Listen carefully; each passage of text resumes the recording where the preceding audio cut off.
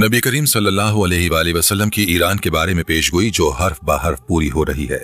क्या आपने कभी सोचा है कि आज से 1400 साल पहले की गई पेशगोई आज भी हर्फ ब हर्फ पूरी होती नजर आएगी? क्या आप तसव्वुर कर सकते हैं कि जिस वक्त दुनिया पर रोम और फारस जैसी अजीम सल्तनतों का राज था, उस वक्त एक शख्स ने ऐसी बातें कही जिन्हें सुनकर कोई यकीन नहीं कर सकता था, लेकिन आज वही अल्फाज वक्त के आईने में हकीकत बनकर सामने आ चुके हैं। आज हम बात करेंगे हुजूर नबी अलैहिस्सलातु वस्सलाम की ईरान के बारे में की गई उस हैरान कुन पेशगोई की जो लफ्ज ब लफ्ज सच साबित हुई, और ये कोई मामूली बात नहीं, ये अल्लाह के आखिरी नबी सल्लल्लाहु अलैहि वसल्लम की सदाकत का एक रोशन सबूत है। ईरान जो कदीम जमाने में फारस के नाम से जाना जाता था, दुनिया की सबसे बड़ी और ताकतवर सल्तनत थी। उसकी अजमत और शान का मुकाबला कोई भी सल्तनत नहीं कर सकती थी और उसे शिकस्त देना नामुमकिन समझा जाता था।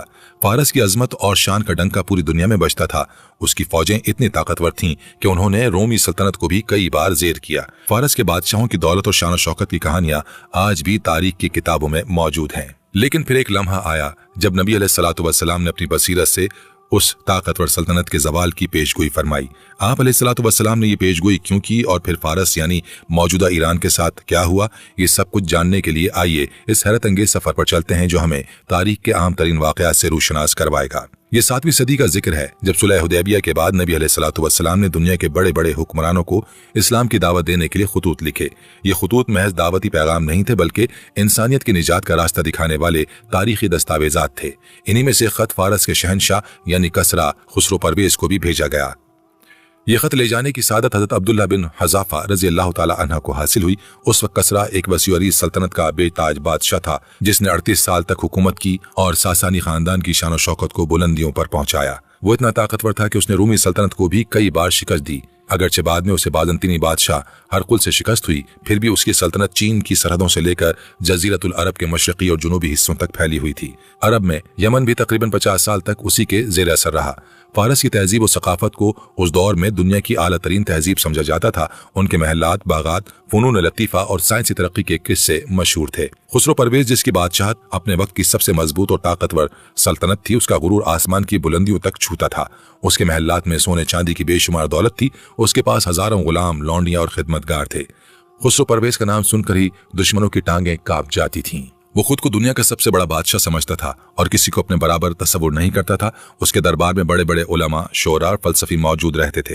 हुजूर अलैहिस्सलातु वस्सलाम ने कसरा को जो खत लिखवाया उसका मतन ये था: बिस्मिल्लाहिर्रहमानिर्रहीम, मोहम्मद रसूलुल्लाह की तरफ से कसरा सरबरा फारस के नाम। सलामती हो उस पर जिसने हिदायत की पैरवी की और जो अल्लाह और उसके रसूल पर ईमान लाया और ये गवाही दे कि अल्लाह के सिवा कोई माबूद नहीं।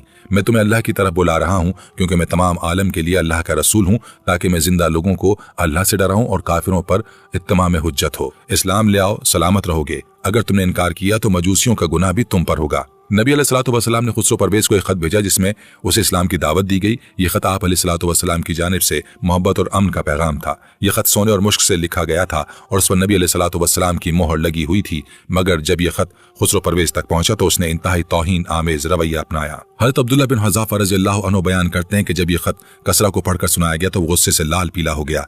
जैसे उसने खत को पढ़ा उसका गुस्सा बढ़ गया। उसने देखा कि खत में नबी अलैहिस्सलातु वस्सलाम का नाम उसके नाम से पहले लिखा गया था, जो उसकी गुरूर भरी फितरत को गवारा ना हुआ। उसने सोचा कि ये कैसी गुस्ताखी है कि एक अरब का बाशिंदा जो उसकी नजर में एक मामूली शख्स था, उस जैसे अजीम बादशाह को खत लिख रहा है, और वो भी अपना नाम पहले लिखकर। उसने खत को अपनी आंखों के सामने फाड़ दिया और तकब्बुर से बोला, उस शख्स की ये मजाल कि वो मुझे खत लिखे, हालांकि वो तो मेरा गुलाम है। उसने खत के टुकड़े टुकड़े कर दिए और दरबार में मौजूद तमाम लोगों के सामने उसकी बेहुरमती की। फिर उसने फौरन हुक्म दिया कि अरब में जाकर नबी अलैहिस्सलातु वस्सलाम को गिरफ्तार करके उसके सामने पेश किया जाए। नाज़रीन, यही वो लम्हा था जब नबी अलैहिस्सलातु वस्सलाम ने फरमाया कि जिस तरह उसने मेरे खत को फाड़ा है उसी तरह उसकी सल्तनत भी टुकड़ों में बढ़ जाएगी। ये एक पेशन गोई थी जो बहुत जल्द हकीकत का रूप धारने वाली थी।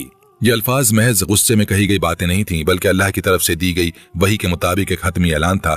जब हजरत अब्दुल्ला बिन हज़ाफा रज़ी अल्लाह अन्हु ने मदीना वापस आकर ये वाक़या हुजूर अलैहिस्सलातु वस्सलाम को सुनाया तो ताजदार कायनात सल्लल्लाहु अलैहि वसल्लम ने उसी वक्त बद्दुआ फरमाई, खुदा करे वो भी टुकड़े टुकड़े हो जाए। ये बद्दुआ अल्लाह की बारगाह में कबूल हुई और बहुत जल्द उसका असर जाहिर होने लगा। लेकिन बात यहाँ खत्म नहीं हुई। कसरा ने यमन में अपने गवर्नर बाजान को लिखा कि वो फौरन 2 मजबूत आदमी यसरब यानी मदीना भेजे ताकि मोहम्मद सल्लल्लाहु अलैहि वसल्लम को गिरफ्तार करके उसके पास लाएं। बाजान ने कार और बाविया नामी 2 पहलवान नुमा सिपाही मदीना रवाना किए। उन्हें एक खत भी दिया। उस खत में लिखा था कि अगर आप खुशी से कसरा के पास चले जाएं तो अच्छा है, वरना कसरा आपकी कौम को हलाक कर देगा और मुल्क को भी तबाह कर डालेगा। ये दोनों कासिद जब मदीना की तरफ रवाना हुए तो उन्हें पूरा यकीन था कि वो आसानी से अपना मकसद हासिल कर लेंगे। ये दोनों कासिद जब मदीना पहुंचकर दरबार नबूवत में हाजिर हुए, जब उन्होंने नबी अलैहिस्सलातु वस्सलाम को देखा तो उन पर रोब तारी हो गया और वो कांपने लगे। आप अलैहिस्सलातु वस्सलाम के चेहरे पर नूर था जो देखने वाले को मरूब कर देता था। उन्होंने खत पेश किया तो आप अलैहिस्सलातु वस्सलाम ने पहले उसे पढ़ा और फिर उन्हें इस्लाम की दावत दी। फिर आपने फरमाया, तुम अपने आका को जाकर बतला दो, मेरे रब ने आज रात कसरा को 7 घड़ी गए हलाक कर डाला है। अल्लाह ताला ने उस पर उसके बेटे को मुसल्लत कर दिया था। ये सुनकर दोनों कासिद हैरान रह गए, क्योंकि ये बात उन्हें अजीब लगी। ये मंगल की रात 10 जमादुल अव्वल 7 हिजरी मुताबिक 628 ईस्वी का वाकया था। ये खबर नबी अलैहिस्सलातु वस्सलाम को अल्लाह की वही के जरिए मिली थी। कासिदों को जब ये बताया गया तो वो यकीन न कर सके। उन्होंने सोचा ये कैसे मुमकिन है कि इतनी दूर बैठे हुए आपको ये खबर मिल गई। लेकिन रसूलुल्लाह सल्लल्लाहु अलैहि वसल्लम ने बड़े एतमाद से फरमाया, जाओ जाकर अपने मालिक को बतला दो और उससे ये भी कह देना कि मेरा दीन और मेरी हुकूमत वहां तक पहुंचेगी जहां तक कसरा पहुंच चुका है, बल्कि उससे भी आगे वहां जाकर रुकेगी जिससे आगे ऊंट और घोड़े के कदम जा ही नहीं सकते। और ये भी कह देना कि अगर तुम मुसलमान हो जाओ तो तुम्हारा मुल्क तुम्हारे पास रहेगा और तुम बदस्तूर अपनी कौम के हाकिम बने रहोगे। ये पैगाम लेकर वो दोनों वापस यमन रवाना हुए। अभी तक बाजान को कसरा के कत्ल की खबर नहीं मिली थी। जब कासिदों ने उसे ये खबर सुनाई तो वो हैरान रह गया। उन्हें यकीन न आया कि ये कैसे मुमकिन है। कुछ दिन बाद शेरोविया का खत भी पहुंच गया, जिसमें उसने अपने बाप के कत्ल और अपनी बादशाहत का ऐलान किया। उस खत में ये हिदायत भी थी कि जिस शख्स ने यानी हुजूर अलैहिस्सलातु वस्सलाम के बारे में मेरे बाप ने तुम्हें लिखा था, उसे ताहुक्म सानी अपने हाल पर रहने देना। लेकिन बाजान ने इस हुक्म की तामील नहीं की, बल्कि रसूलुल्लाह सल्लल्लाहु अलैहि वसल्लम की सच्चाई देखकर उसने फौरन इस्लाम कबूल कर लिया। उसने देखा कि जो पेशगोई आपने की थी वो बिल्कुल ठीक निकली। इसके साथ ही यमन के बहुत से उमरा, हुक्काम और अवाम की एक बड़ी तादाद ने भी इस्लाम कबूल कर लिया। जब यह खबर हुजूर अलैहिस्सलातु वस्सलाम को मिली तो आप बहुत खुश हुए और उन्हें ज़ुन्नूरून का लक़ब दिया। एक और हैरत अंगेज बात यह कि खतीब बगदाद ने अपनी तारीख में लिखा कि कसरा ने खत के टुकड़े हज़रत अब्दुल्ला बिन हज़ाफा रज़ियल्लाहु अन्हु को दिए थे। और फिर मई 1963 में बैरूत से यह खबर आई कि लबनान के साबिक वजीर खारजा हेनरी फिरौन के खानदानी जखीरे में वसली मकतूब नबवी जो कसरा के नाम से था दरियाफ्त हुआ है। ये एक और नाकाबिले यकीन तस्दीक थी जिसने पूरी दुनिया को हैरान कर दिया। यह खत आज भी महफूज है और इस्लाम की सदाकत की गवाही देता है। प्यारे दोस्तों, यहाँ एक लम्हा ठहर कर सोचिए कि उस वक्त किसी ने यह तस्वुर भी नहीं किया था कि फारस जैसी अजीम सल्तनत जिसकी ताकत के चर्चे दुनिया भर में थे, कैसे मुट्ठी भर मुसलमानों के हाथों शिकस्त खा सकती है। फारस की फौज लाखों की तादाद में थी। उनके पास जदीद तरीन हथियार थे, जंगी हाथी थे, तजर्बाकार जर्नैल थे। दूसरी तरफ मुसलमानों की तादाद बहुत कम थी और वसाइल भी महदूद थे, लेकिन उनके पास ईमान की ताकत थी और अल्लाह की मदद थी। अब सवाल ये कि उस पेशगोई ने हकीकत का रूप कैसे धारा और वो कौन से हालात थे जिन्होंने फारस को, उस ताकतवर सल्तनत को जवाल की तरफ धकेल दिया। नाज़रीन, बज़ाहिर खुसरो परवेज की सल्तनत मजबूत और नाकाबिले तस्खीर नजर आती थी, मगर उसके अंदरूनी मसाइल पहले ही सर उठा रहे थे। खुसरो परवेज की हुक्मरानी के दौरान सल्तनत के अंदर इख्तिदार की कशमकश उरूज पर थी। दरबार में साजिशें हो रही थी, उमरा आपस में लड़ रहे थे, अवाम में बेचैनी थी, टैक्सों की ज्यादती से लोग परेशान थे। ताकत के लालच में उसके बेटे शेरोविया ने अपने ही 18 भाइयों को कत्ल करके इख्तिदार पर कब्जा कर लिया और खुसरो परवेज को कैद कर दिया। ये वाकया फारस की तारीख में एक सियाह बाब था। कुछ अरसे बाद खुसरो परवेज कैद में इंतकाल कर गया। कहा जाता है कि उसे कैद में भूखा प्यासा रखा और तशद्दुद का निशाना बनाया गया। मगर उसके बेटे शेरोविया की किस्मत ज्यादा देर वफा न कर सकी और वो भी बीमारी का शिकार होकर महज 6 माह बाद मर गया। उसके बाद फारस की हुक्मरानी एक के बाद एक कई हुक्मरानों ने संभाली, मगर कोई भी ज्यादा अरसे तक हुकूमत ना कर सका। तारीख बताती है कि अगले 4 सालों में फारस में 10 से ज्यादा बादशाह बदले। कोई चंद महीने तो कोई चंद दिन ही हुक्मरान रहा। शाही खानदान की बर्बादी और दाखिली साजिशों की वजह से सल्तनत अंदर से कमजोर होती गई। दरबारियों और हुकूमती ओहदेदारों के दरमियान इख्तिलाफात ने सल्तनत को मजीद जवाल पजीर कर दिया। फौज में बगावतें होने लगीं, सूबे मराकिज से अलग होने लगे, खजाना खाली हो गया। लिहाजा यहाँ से एक और दिलचस्प मोड़ का आगाज हुआ। फारस की उस दाखिली कशमकश का फायदा उठाते हुए इर्द गिर्द के इलाके के कबाइल और दुश्मन फौरन हरकत में आ गए। उन्होंने सल्तनत की कमजोरी का फायदा उठाया और हमले शुरू कर दिए। रोमियो ने भी मौका देखकर हमले किए और अपने खोए हुए इलाके वापस लेने शुरू कर दिए। उस दौरान मुसलमानों की क़यादत ने भी इन हालात को बगौर देखा और अपनी जंग हिकमत अमली तरतीब दी। ये दौर मुसलमानों की जबरदस्त हिकमत अमली और अल्लाह पर पुख्ता यकीन का दौर था। मुसलमान अपनी कलील तादाद और महदूद वसाइल के बावजूद अल्लाह पर भरोसा करके आगे बढ़ रहे थे। हुजूर नबी अलैहिस्सलातु वस्सलाम के विसाल के बाद हज़रत अबू बकर सिद्दीक रज़ियल्लाहु तआला अन्हु के दौरे खिलाफत में इस्लामी सल्तनत ने बैरूनी फतूहात का आगाज किया। इसी सिलसिले की सबसे बड़ी मुहिम ईरान के खिलाफ थी। ईरान अंदरूनी खल्फशार का शिकार था, जबकि जबकि मुसलमान जजीरतुल अरब में मुत्तहिद हो चुके थे, हजरत अबू बकर सिद्दीक रजी अल्लाह अन्हु ने फारस के ज़ेर असर इराक पर हमला करने का फैसला किया। हजरत अबू बकर सिद्दीक रजी अल्लाह अन्हु के दौरे खिलाफत में मुसलमानों ने पहली बार फारस की सरहदों की तरफ तवज्जो दी। उस वक्त मुसलमानों के सबसे बड़े सिपह सालार हजरत खालिद बिन वलीद रजी अल्लाह ताला अन्हु थे, जिन्हें नबी करीम सल्लल्लाहु अलैहि वसल्लम ने सैफुल्लाह यानी अल्लाह की तलवार का लक़ब दिया था। हजरत खालिद बिन वलीद रजी अल्लाह ताला अन्हु इस्लामी तारीख के अजीम तरीन जर्नैल थे, जिन्होंने अपनी जिंदगी में 100 से ज्यादा जंगें लड़ी और कभी शिकस्त नहीं खाई। हजरत खालिद बिन वलीद ने अपनी क़यादत में फारस की सरहदों पर मुहिम्मात का आगाज किया। उनकी जंगी हिकमत अमली निहायत हैरत अंगेज और मौसर होती थी। वो एक ऐसे सिपह सालार थे जो निहायत फुर्ती और जहानत से अपनी फौज की रहनुमाई करते थे। वो रात की तारीकी में हमले करते, दुश्मन को हैरान कर देते और बड़ी चालाकी से फतह हासिल करते। उनकी सबसे पहली बड़ी कामयाबी काजमा के इलाके की फतह थी, जो उस फारस का हिस्सा था। उस फतह ने फारस की सल्तनत को खबरदार कर दिया कि मुसलमान कोई आम मुखालिफ नहीं है, बल्कि उनके हौसले और जंगी हिकमत अमली बेमिसाल है। हजरत खालिद बिन वलीद की क़यादत में मुसलमानों ने सिर्फ एक साल के अंदर 11 बड़ी जंगों में कामयाबियां हासिल की। जंग ज़ातुल सलासिल, जंग मज़ार, जंग बलजा, जंग उलीस, जंग अगमेशिया, जंग अमगेशिया, जंग हेरा और दीगर कई जंगों में मुसलमानों ने शानदार फतूहात हासिल की। उन फतूहात ने फारस की सल्तनतों को मजीद कमजोर कर दिया और उन्हें हैरत में मुब्तला कर दिया कि आखिर ये मुट्ठी भर अरब मुसलमान इतनी बड़ी सल्तनत को कैसे शिकस्त दे रहे हैं। फरात के किनारे छोटे बड़े कई शहर मुसलमानों की फतूहात की गवाही देने लगे और ये कामयाबियां न सिर्फ मुसलमानों की जंगी ताकत का मजहर थीं, बल्कि ये नबी अलैहिस्सलातु वस्सलाम की उस पेशगोई की तस्दीक भी कर रही थीं कि खुसरो परवेज की सल्तनत टुकड़ों में बढ़ जाएगी। फारस के लोग जो कभी अपनी अजीम सल्तनत के गुरूर में मुब्तला थे, अब मुसलमानों की बढ़ती हुई ताकत और फतूहात से लरजने लगे थे। फारसी जर्नैल समझ नहीं पा रहे थे कि ये क्या हो रहा है। उनके पास बड़ी फौजें थीं, बेहतर हथियार थे, मगर फिर भी वो शिकस्त खा रहे थे। इसकी वजह ये थी कि मुसलमानों के पास ईमान की ताकत थी, वो अल्लाह की राह में लड़ रहे थे और शहादत को खुशामदीद कहते थे। दूसरी तरफ मुसलमानों की फतूहात का सिलसिला जारी था और अब वक्त आ गया था कि उस बड़ी और फैसलाकुन जंग का, जिसे तारीख में जंग कादसिया के नाम से जाना जाता है। दोस्तों, ये वो जंग थी जिसने फारस की उस अजीम उस शान सल्तनत को घुटनों पर ला खड़ा किया। हजरत उमर फारूक रजी अल्लाह अन्हु की खिलाफत के दौर में मुसलमानों ने फैसला किया कि फारस के दारुल हुकूमत मदाइन को फतह करने के लिए बड़ा कदम उठाया जाए। उस मुहिम की क़यादत हजरत साद बिन अबी वक़ास रजी अल्लाह अन्हु को सौंपी गई, जो एक माहिर जंगी कायद और निडर सिपह सालार थे। हजरत साद बिन वक़ास रजी अल्लाह अन्हु अशरा मुबश्शिरा में से थे और नबी अलैहिस्सलातु वस्सलाम की खास दुआओं से नवाजे गए थे।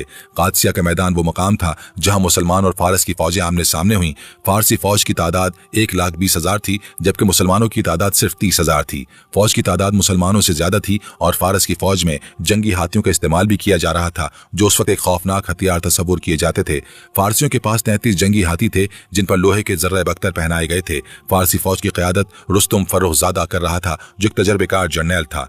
प्यारे दोस्तों, जंग के आगाज में फारसी फौज ने अपने हाथियों के जरिए मुसलमानों पर शदीद हमला किया, जिससे मुसलमानों की सफों में अफरा तफरी मच गई। हाथियों को देखकर मुसलमानों के घोड़े बिदक गए और फौज में बेचैनी फैल गई। लेकिन यही वो लम्हा था जब मुसलमानों के गैर मुतजलजल ईमान और क़यादत ने उन्हें संभाल दिया। हज़रत साद बिन अबी वक़ास रज़ी अल्लाह ताला अन्हु ने फौज को तसल्ली दी और हौसला बढ़ाया। मुसलमान सिपाहियों ने अपनी जानों की परवाह न करते हुए हाथियों पर हमले किए। उन्होंने हाथियों की सूंडें काट डाली, उनकी आंखों में तीर मारे और बिलाखिर उन्हें काबू कर लिया। इस मौके पर मुसलमानों ने पूरी ताकत के साथ हमला किया और फैसलाकुन तौर पर जंग का पासा पलट दिया। जंग 4 दिन तक जारी रही। हर दिन सख्त लड़ाई हुई। चौथे दिन जब रुस्तुम को कत्ल कर दिया गया तो फारसी फौज का हौसला टूट गया और वो भागने लगा। मुसलमानों ने न सिर्फ मैदान जंग को फतह कर लिया, बल्कि फारस की उस अजीम सल्तनत का जवाल भी यकीनी बना दिया। जंग कादसिया के बाद मुसलमानों ने मदाइन को फतह किया, जो फारस का दारुल हुकूमत था। जंग ज़ातुल सलासुल, जंग उलीस और हीरा की फतह मुसलमानों की इब्तिदाई फतूहात थीं। फिर खलीफा दोम हजरत उमर फारूक रज़ी अल्लाह अन्हु के दौर में जंग कादसिया लड़ी गई। ये एक फैसलाकुन मार्का था। एक तरफ ताकतवर ईरानी फौज